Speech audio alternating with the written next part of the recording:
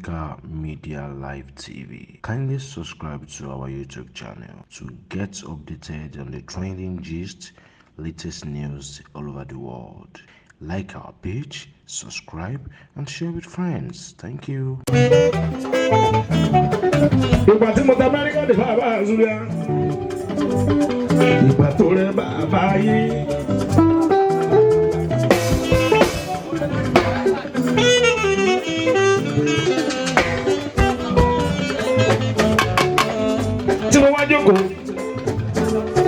Wọ́n ṣe bá ti wọ́n kọrin òun wọ ọkàn lọ́ọ̀kan ó ń wò mí báyìí ó wá mi rí ìgbà wọ́n dẹ̀ lára eléyìí ó yá lóhùn ẹ̀ dá kékékéké wọ́n á sọ sínú pé wèrè.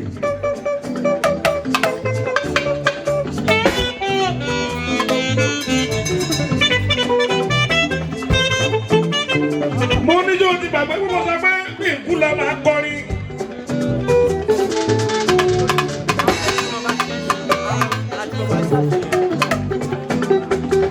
Orin ti rẹ̀ mí láwọn láti kékeré. Torí mo fẹ́ràn orin náà bàbá Zulia.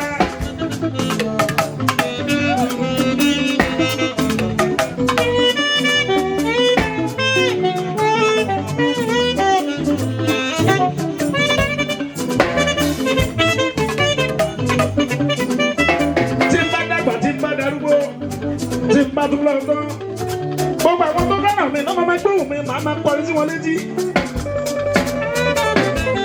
Látọ̀.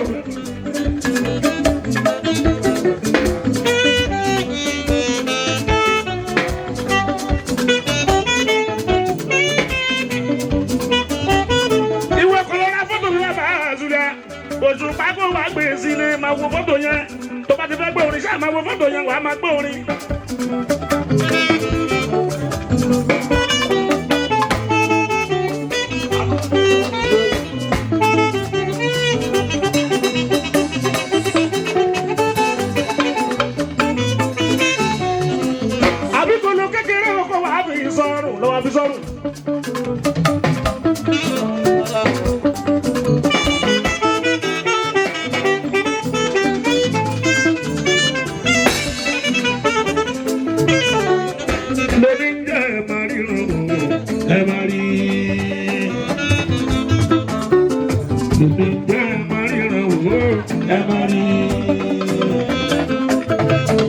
Gbogbo àwọn tó bá ń gbèrò kó kú àbí kó máa kọrin mọ́ ẹ má darí láàmú ìyẹn ò lóògùn.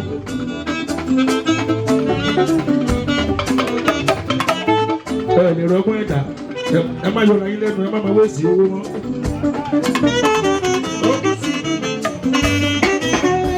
AfricamediaLive TV. Kindly subscribe to our YouTube channel to get updated on the trending gist, latest news all over the world. Like our page, subscribe, and share with friends. Thank you.